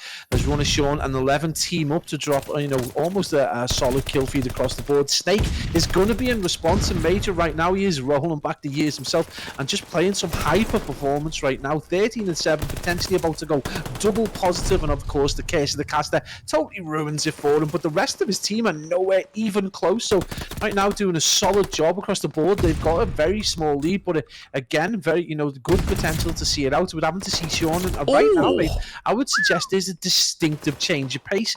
I think the fact that the boys are getting bodied time and time again by Snake is just for Team Ricochet just to kind of put themselves through the gears right now. So big performance from the team in red, who desperately want to get back to parity as soon as possible. Yeah, Sean, 7 in a row now. Oh, is he going to keep it going any longer, though? Because he is being tagged up from the side. It looks as though Mystaken identity. They're going to surely try and push him out of top barn here. We know how important this position could be. He's just going to relocate, though. Spot Snake in the corner. He's going to tag him up as well with 9 health. He just needs a peanut thrown at him, and finally Mr. Cookie is going to be the man to take him down. Snake, though, inside the hill, does have a teammate with him. He is going to still just soak up the time. And although the boys at the moment, Team Ricochet, they are doing well in terms of slaying. Mystaken identity, Pablo, they're doing a really good job of holding on to this one. I mean, with Corey 4 and 10, Higgy negative, and Crookie, who's just only managed to break even, and Luke's kind of slowed down a little bit now. I mean, you'd take this, taking about 10 seconds in the lead, because they are really struggling for kills at the moment, but they're rotating efficiently and they're getting the time.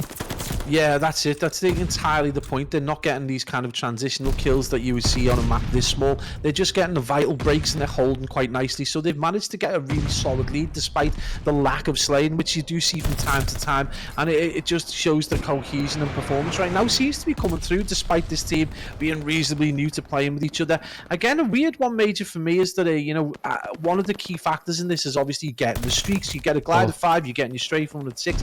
For me, I would personally probably just invest them straight away. There is no point really to building that kind of streak out any further, and potentially you could help your team get a logistical advantage and be then back onto that kind of hot form to get another streak. So it's interesting to see whether teams start to adopt that kind of approach. Players individually want to go big on streaks, but whether it has an advantage is yet to be seen. Sean going big though, as he manages to get a huge 2-piece there as he bodies Snake and Corey, which is no mean feat, and it's going to keep them within about 20 seconds. So huge kills there. And again, one player we did say to look out to is solid in his performance, usually in terms of time and kills, and right now he is probably the best performing player on Team Ricochet, and that is Sean on an 18-9 right now. Yeah, and Corey starting to come up a little bit to speed now.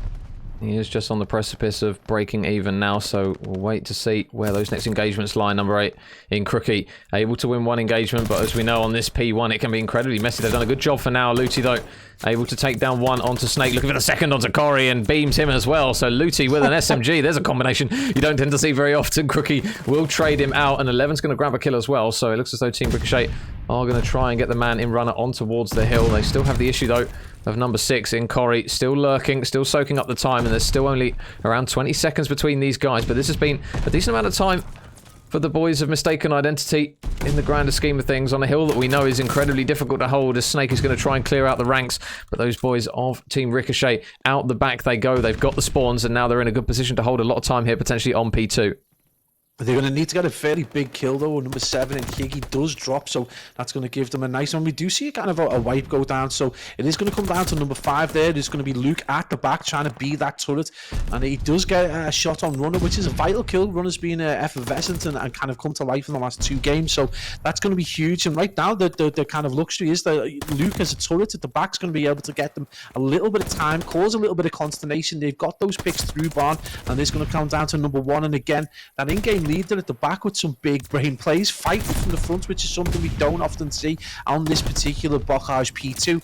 Normally we see this on larger maps where there's a lot more kind of availability of entrance and egress and different elevation.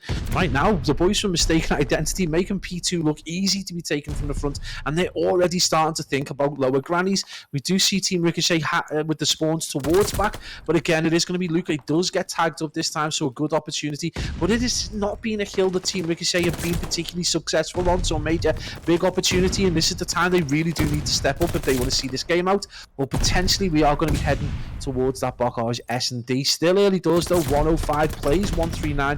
Team Ricochet back on the hill. Yeah, and Team Ricochet, they do have 11 to thank for that rotation towards the back grannies. He took a really long route all the way around the back to secure his team the spawns for the time being, but Higgy, engagement win. Crookie's going to do the same. 11 will reply with 1 kill as Team Ricochet are still on this hill at the moment, although it's been a difficult one as they come flying through the door there. He just walks into a fair few amount of players there, but Runner and Looty grab kills. There's still more on the hill, and Runner with the pistol manages to grab a double though, but Higgy and Mr. Crookie, once again, they just get more important kills on the hill, but Looty, he's having a really decent set of engagements at the moment. 3 in a row now for him. There's still going to be players lurking with 10 seconds remaining on this hill, and it looks as though Mystaken Identity might potentially push that lead out even further. It's only going to be a few seconds off scrap time, but the important rotation, Sean is here, but he just needs to try and stay alive. Oh, Mr. Moosh with the raid as well. Sorry, Pabs. Right. Corey doing a big brain job to get into the back there, but he was slowly followed by Sean, as you pointed out, but he wasn't able to get the kill in the COD time, and probably not being in the favour, but he nearly tags a player up. But it's going to be Looty and Runner teaming together to get those kills, and the kill feed goes purple, so a good opportunity now for Team Ricochet to get set up, but it's going to be the heroics of Higgy, who's 20 and 28, not had a blistering performance so far, only 30 seconds as well, which is unusual for the young man. We do see Crookies, though, on the other hand, is going to drop that 27 and 22 with a solid 45 seconds of time, and that's going to be a huge team wipe again, and Team Ricochet Major doing very well right now just to get those kills and to try and get another 20 seconds. If they're able to get this, is going to bring them within touching distance of the team in red. The Mystaken Identity still looking to try and cause problems. It's one feature of their players. They don't give up on that scrap time, not looking to chalk any hills and just looking to maintain that contest, which of course Barn does lend itself towards. And who is at the back, kind of towards back tree? It's Snake, already thinking about that P5, and we're going to start to see that ordnance come out as Snake drops the glide to no avail for him, but again it is advantage Mystaken Identity. Yeah, so still not much separating these guys. Higgy will get spotted over towards that top clap, but Snake over towards L. He's just holding his angles, and nice work there from Luke to grab another couple of important kills, and he's showing it again here. You don't need an MP40 to be cracked on a Bocage. 31 and 22 at the moment is Luke, and his teammates really doing some good work of just staying on the hill for the time being, but Corey, can he grab more than one? There's the first. He's going to have another engagement in mid-map. He's just going to try and reposition. And Jesus, holy sensitivity. Corey at the moment. Jeez, he's had his G Fuel. Flies around the corner. Wins another engagement. Corey with 4 in a row now is going on an absolute tear right when they need him to. Looty was obviously on that streak before. He's now invested potentially at least one of them. Yeah, so that glide bomb has come through from Looty. But now Team Ricochet got to be careful because every single second of scrap time, Pabs, we know is important on Bocage. And with only 48 seconds left on the game clock as well, this is going to be difficult here. They're going to need to keep stacking these hills. Yeah, absolutely, and we've seen this time and time again where the game clock really does start to play a huge part. We've seen some of the most exciting games come down to that particular game clock on this hill. But again, Team Ricochet really just need to step through the gears a little bit and just start to be a little bit more accurate. And we've seen the likes of Corey go off, and we know how important he can be despite him only having that balanced KD. He gets such big kills that at times you just think he's got a sixth sense, but a huge plays from him, and this is why he's such an exciting player to watch. Snake, though, rolling back a little bit, 33 and 26. What a performance right there. And this has again been a solid hold from this P1. Yeah. It's surprising, really good work, and they brought themselves again back to around 12 seconds in difference, and it just shows you on Bocage you really do need to get quite a thunderous lead in order to kind of retain any kind of, just doesn't leave you comfortable whatsoever. I don't think there is potentially a lead that you could get where you would feel entirely comfortable that the opposition wouldn't suddenly chain a handful of hills together. And again, we're going to see this huge fight go down towards P2, but that's great plays from the team in red, who just look again solid on this hill. Yeah, and that was probably one of the best P1 holds that we've seen in a long time. So Runner, oh, that's something though that wasn't great. He is going to take down his own teammate, and Looty is going to invest that strafing run. So now, can Mystaken Identity hold a huge chunk of time on this one? 20 seconds remaining on the clock. Looty's going to grab one, but he's going to get a team kill as well. So they do take the man out of the hill. Corey is just going to be keeping down, soaking up the time, as Higgy is going to get taken down in towards bottom grannies. But those purple arrows, you can see they are desperately trying to get over towards the hill. Sean, how many can he grab? There's one for Sean, there's two for Sean. Can he snap onto the third? hill. Corey is going to do just about enough to take him down, but they do get on towards the hill. 11 is still going to be the last man standing, so 14 seconds worth of time, 20 seconds on the game clock. The rotation is going to be there for Mystaken Identity. They are right on the edge of forcing this game 5. Team Ricochet is coming right down to the wire, but again, Pablo, Mystaken Identity, they have got that all-important rotation. Yeah, I mean, the amount that the boys in purple had to invest in order to just get those 20 seconds or less of scrap time has just meant that these guys have been able to just absolutely pick out. That's a huge play by 11. They just struggle onto the 11 with a massive kill as he drops Higgy and Crookie. He does finally get dealt with. It is going to be Mystaken Identity with the spawns. And again, you can see that big spread. Number 6 going to be coming in the back. Corey potentially going to get a handful of very important kills. It is a big fight goes down as number 7. It is, I think it was Higgy in the end who got to that kill. But right now, we do see the spawns flip back towards Team Ricochet, and this could be huge, Major, as we do enter the last few seconds, and it is going to be Mystaken Identity, Major, who take the round, tie the series up, and it's going to come down to time, and it's going to be a matter of 11 seconds in the end. Yeah, the timer on Bocage is something that we see a bit more frequently in comparison to other maps, but the boys of Mystaken Identity, they take the second hard point, and more importantly, Pabs, they force the game 5. Sean doing his utmost at 40 and 32 from him, but we get what we want, Pabs. We get a cheeky game 5 here in the playoffs. Love to see it. Listen, this is a testament to the quality of the league and how well, you know, we said this time and time again at the beginning of the ACCL, obviously when teams were first getting together, we saw some crazy games, we saw a lot of 3-0s, but now as this league has just completely solidified itself, we're starting to see these teams and these games start to be 3-2s, 3-1s a lot more often, and obviously people are used to playing Vanguard, which again played a small role in them kind of crazy results that we saw at the start of the season. Not so much now, we're seeing a lot more game 5s, huge plays though, and you look at those two performances right there, you know, Snake dropping a 3.3 I think in terms of average kills per hill, and then followed by a 3.08 from one of the guys on Team Ricochet, just showing how effective they can be in trying to, you know, get that time and trying to just maintain hill holds. It's really nice to see that array of stats, but non-traded kills definitely going the way of Mystaken Identity, and that in the end of the day is the vital one on Bocage. If you're just allowing your teammates to get slaughtered without any real response, then they're going to lose control of hills and not potentially be able to hold them. So great play by Mystaken Identity, and the team in red going to take it to the game 5, and we are back to Bocage S&D. Everyone's beloved favourite map that they love to hate, and a quick shout out to Jackson, Joe and Stephen with the follows. We'll do a few of those. Thank you very much, guys. So game 5 is now pending here between these two teams, and obviously that first search and destroy, Pabs, that we saw, it went 6-1 in way of Team Ricochet, so they've looked very, very good in search and destroy, and wouldn't put it past them to look good again in this one. I mean, Bocage is a weird one, though, isn't it? I mean, we know time and time again we've seen we've seen everything quite possible. Bocage has given us everything. Most recently, we've seen these teams, you know, potentially going 3-4-1 ahead, and then the opposition just string 4 rounds together. So Bocage can throw up so many different opportunities. But yeah, you would suggest Team Ricochet being that team with a little bit more experience in S&D and potentially just being that bit more confident. But again, you know, you cannot put it past Mystaken Identity. They've got the quality, and they've certainly got the opportunity, and they start with the first blood, Major. Yeah, and engagements go back and forth because Nismo, or Crookie, as he's known, is going to drop. So Higgy and Runner grab kills for their respective teams, but now all of a sudden, Higgy's the last man up. 1 versus 2 is going to be required. The bomb is down. You can see those purple arrows of Team Ricochet. They know where he is. Can he manage? You're the only one who can see the purple arrows. Yeah, so I'm trying to paint the picture with the old map blocker, but Higgy's going to get taken down. Team Ricochet flood in. They get the defuse, and more importantly, Pabs, they take the first round. Yeah, and you mentioned it earlier on. These had a solid first S&D on Tuscan, and it looks like they've started to carry that performance over. But again, we just talk about the quality in Mystaken Identity. You would expect that kind of like almost hyper-aggressive play from the likes of Crookie, from the likes of Bearish Corey, just to start to come to the fore, and hopefully they're going to keep this as tight as the whole series has been back and forth. So these guys, big round coming up, Major, they really need to get one on the board. Potentially, you know, psychologically speaking, they're going to need to get 2 on the board if they want to double their result from the first S&D. Yeah, so Team Ricochet now, what will they decide to do for their first offensive round? Sean is going to be the man allocated with the job of carrying bomb. But number 2, Corey, he's pushing all the way up here. He is going to spot the gun from Sean around the corner. And he is just going to dip out temporarily.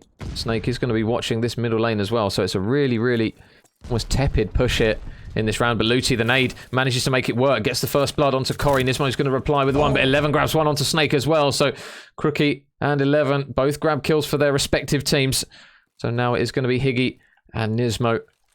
2 versus 3, and they're going to hit this backside here, and Luti's going to spot one, but they grab a kill there. They manage to stay alive, and now it's Runner all on his lonesome. 1 versus 2 needed, takes down one, can't take down the second, and Mystaken Identity do exactly what they need to, Pabs. They take another round and tie it back up. More importantly, they managed to get the trade as well, which is something that we highlighted as being vital. First Bloods, you know, definitely the case.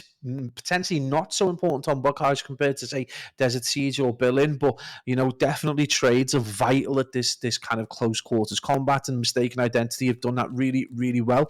You know, right now, you've got to look to that player in Sean. You feel that if he was to get involved in just a more integral way, that this would be potentially an opportunity for Team Ricochet to go on the offensive. But we talked about the aggression that Bearish Corey, and despite him only being 1 and 2, his you know, how far he got up the map, able to suppress the play towards B, and it puts that little bit of doubt in the mind of Team Ricochet, and what a huge performance. And it's going to be a first blood for Corey again, able to tag players up, get kills, and just be that huge thorn in the side.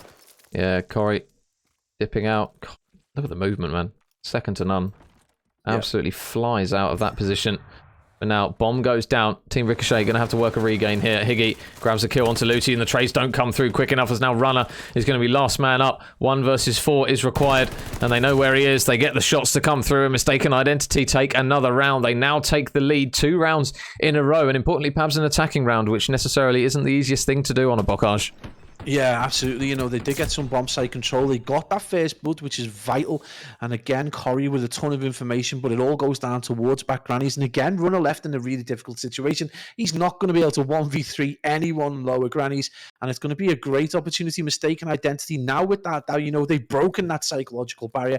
They've already gone one better than that previous Tuscan S&D. So this is a huge opportunity for them potentially to put Team Ricochet into the blender a little bit. And especially if they get a 2-round deficit, that can start to really change the way a team plays. So Team Ricochet with a big job on their hands, and you've got to look to Sean potentially as a player. You know, he's been given the bomb. There's going to be a huge fight right now. Oh, and Crookie gets a couple of shots in and then has absolutely nothing more to do with that. Where's the first blood? 11 nice shots there with the auto. He's looking for a second, and there's 2 heads there for 11, potentially a third as well, in towards that top window. He isn't going to quite grab the kill. They have dropped the bomb, however, for the time being. But now Snake, important kill, makes it a 2 versus 2, and Corey's round the back of one here. If he can get there quick enough, he spots another one as well, over towards the back left. So Corey, they know where the last man is as well. Roughly Luti, though, however, quickly off the scene. And now, can Luti work some magic? 1 versus 2 here in what could be a really important round here for the boys of Team Ricochet. Luti just checking every single corner. It's so difficult to do it. Oh, is he going to spot the man through the window? Yes, he is. So he just rips Snake's head clean off there. Not sure how that wasn't a headshot. All he could see was his head. So Luti now makes it a 1 versus 1, but on the outer lane it's going to be Mr. Bearish Corey, and another round goes in favour of Mystaken Identity. Almost a complete flip of that last search that we saw, Pablo, where Team Ricochet took it 6-1. Mystaken Identity looking to do the exact same to them. Yeah, and again, it's that player we pointed out from the start, one of the big up-and-coming players in the scene, Bearish Corey, who's gone absolutely ham in this game with a big first blood, and he rounds the game off with a kill on the effervescent Luti right there, and that was huge. And again, you've got to look to Sean. He's having an absolutely abysmal performance right now, on an 0-4, driving the struggle bus around Bocage, potentially causing his team no end of problems. And when you look now, Snake again with that 1 kill, but his team are flying right now, and with that 2-round advantage, this is huge. And it's going to be Team Ricochet need to bounce back, because 4-1 is definitely not where you want to be on a map that it almost relies on this kind of like reaction time and these kind of close quarter skills and kills. Yeah, and quick shout out to Mr. Rayman. Thank you very much, buddy, for the raid. And Mary wants another one there just for good measure. Thank you very much for the raid, Rayman. Hope your stream went well, buddy. Now Mystaken. 2 rounds to the good. Still waiting for where that next gunfight is going to lie, though. You can see, obviously, Luti, he's going to be the man that drops on the side of Team Ricochet. So first blood for Mystaken Identity. Going to be an important one here. But now bomb is going down, obviously, with that silent plant now. But 11 knows it there, but never mind. Corey's going to grab yet another pick. 6 in a row at the moment is Corey on. And it looks as though he is just going to get potentially tagged up and dropped, surely. No, he's actually going to stay alive, but his teammate there in Crookie will fall. So now 2 versus 2. Sean and Runner. Can they manage to make the play? Oh my goodness, Snake and Corey, 1 versus... Oh, they're going to get the shots in. No, never mind. Runner's going to come away with the gunfight win, so now it's all on Snake. 20 seconds on the clock, takes down 1. Just needs to get away with his life here. He's played it smart. The kill, is it going to come through for Sean? Snake spots him. Sean gets the gunfight win, though, and he will get the defuse as well, so a huge round for Team Ricochet. Absolutely massive from Sean there. He gets the kill, and it's probably the biggest kill of the game. So despite being 1-4, he absolutely does the work the Team Ricochet needed him to do, gets the bomb defuse, and takes them within 1 round. And that's huge. You know, we talk about how having an impact with 1 or 2 kills can be huge in S&D. Well, proof in the pudding right there as he, you know, gets himself off the mark and saves the day almost for Team Ricochet, who are literally back in the fight. If they lose that round, it becomes so big for Mystaken Identity, potentially only 2 rounds away from taking the series 3-2. So huge performance, major from Sean. And again, you know, you would suggest that this could still be go all the way. We're starting to get that little whiff, major, that we smell every now and then. So, first blood. Crookie grabs it. 11's going to reply with a kill onto him, though. So, already instantly down to a 3 versus 3. And Runner just patiently playing this outer tank. There's going to be 1 man in the back. The stun comes through, and Higgy lands the nade perfectly, and I think some shots came through potentially from Snake as well. But now there's going to be another man in towards top mid. Looty just spraying through the wall to potentially grab another pick. Where is this next gunfight going to lie? Snake out the back. Can he win it? Yes, he can. Luke with another important kills, and now Looty, last man up. Can he work a 1 versus 3 there? Takes down 1. Is the trade going to be nearby? It looks as though it is, and another round on the board for Mystaken Identity as they edge their way ever closer to this Game 5 win, Pabs. But, I mean, you don't want to count the boys of Team Ricochet out just yet. I mean, they're back to a 2-round life. I mean, it was a pretty obvious bait. They put the guy in the window just for Lucy to kind of buy the prize, and he gets shot in the back. So, unfortunately for him, again, the clutch just proven a little too difficult. And again, it's almost impossible to kind of get these 1v3, 1v2 clutches at times. Corey on a 7-4 right now, supported very closely by Higgy, who's 6-3, and again, Crookie, aka Nismo, on a 5-5. So, huge plays right now. Mystaken Identity doing really, really well, and they deserve this 2-round lead. Right now, at times, Team Ricochet just looking a little lost and being played with trades more than anything else. It's kind of old school a little bit for Vanguard, but it's working effectively. And again, you've got to look to Sean. He can't just get that 1 important kill in the game. He's going to need to get involved if Team Ricochet are going to look to take this all the way. Yeah, run up. First blood, though, manages to take down Snake. And now 3 versus 4. It is going to be Higgy in charge of bomb, but they've just played this really, really passively at the moment. Nismo is going to grab a kill. Nice shots there from Higgy to beam 1. There's going to be another over towards that mini taxi. And is he going to get the second? No, never mind. Runner's actually going to get the team kill, though. So now, all of a sudden, Runner's last man up. They get the kills again. Mystaken Identity. And more importantly, they now go 1 round away from taking this Game 5. Yeah, absolutely. Very, very close to putting Team Ricochet into that losers bracket, and it's been well deserved so far. They've played this almost perfectly. They've traded effectively. They've got first bloods. They've really utilized Corey's kind of skills and natural ability to be aggressive to the highest of its 4. And look at those 3 players right now across the board, rocking 7 kills each, and they're 5-2. This is going to be a monumental recovery if Team Ricochet are able to do it. But right now, Mystaken Identity have got the team in purple in their back pocket, and they're not looking at letting them out anytime soon. Oh, Snake. First blood goes in favor of Mystaken Identity. Now the boys of Team Ricochet, they really cannot afford to make anything slip, and Snake with another kill. So now it's all falling by the wayside. Oh my goodness, Crookie, he's just going to run straight past 11 here. He might be able to get the bomb down. Never mind, he's going to just run straight through tunnels. Whether or not the call-out has come through, I'm not sure, because Higgy surely going to spot him. He spots him and he gets the kill, so now it's all on Runner. We saw him have a huge control. Can he go huge here for his team? 1 versus 3 is going to be required. Needs at least 1 pick here off the rip, and there you go, there's a freebie. Top mid takes down Corey. So now 1 versus 2 for Runner. Surely not. Surely not. Runner. Oh, he spots another man, though, but the pinch is coming through. Snake's on the chase. He knows where he is. He's going to potentially shoot him in the back any second now. He wants this done, and it looks as though he's going to try and bonk him on the back of the head. He's not going to be able to. His teammate grabs the kill regardless, and Mystaken Identity, they take it 3-2 in the Game 5 and 6-2 on the search, Pablo. Really strong performance from the boys in red. Deserved winners.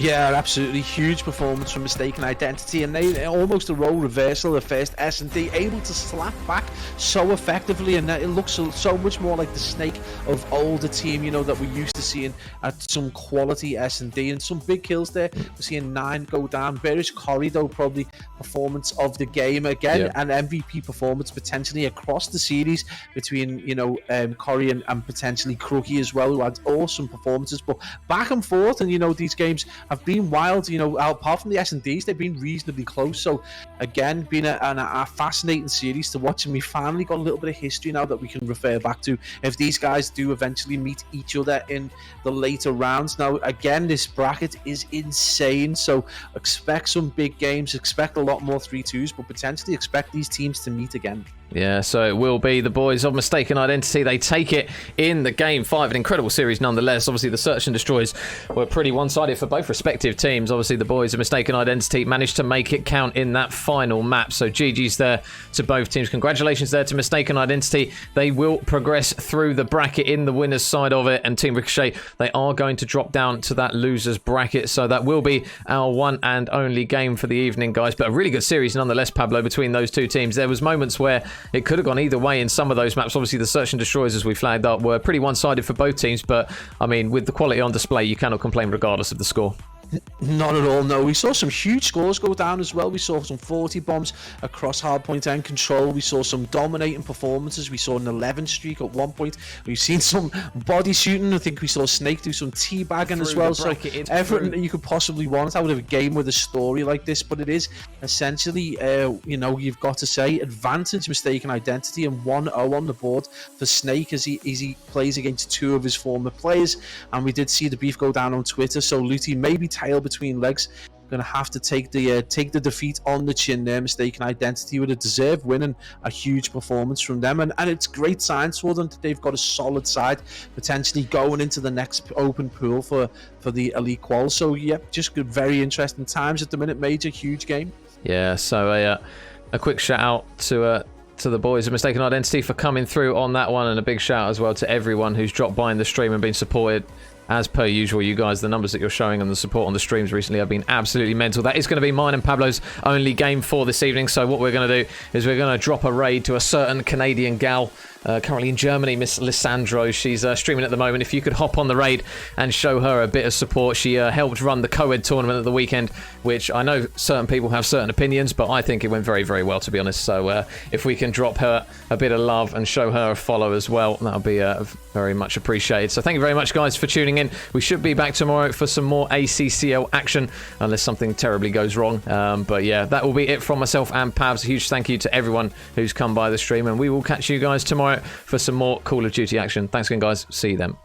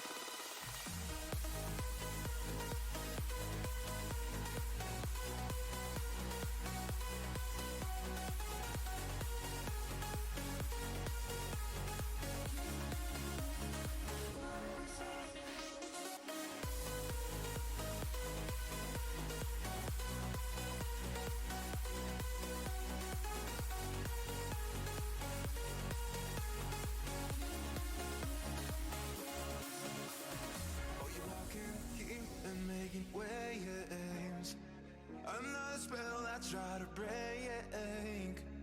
Up in the air every time. Is it your smile? Is it your ways? No, it won't work out. should've known better. It never works out every time. I got a bad habit of loving you, falling in love so easy for the things that you do. I've got a bad habit of loving you. I gotta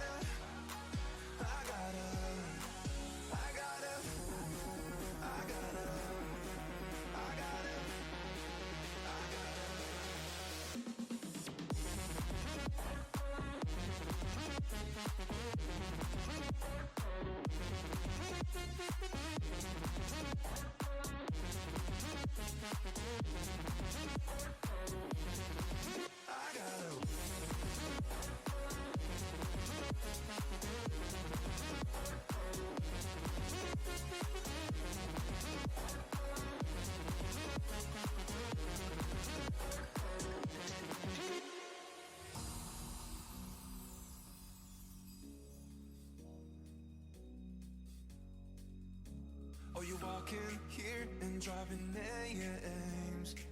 You're just a habit I can break. Up in the air every time I'm. Is it your vibe? Is it our fate? No, it won't work out. Should've known better.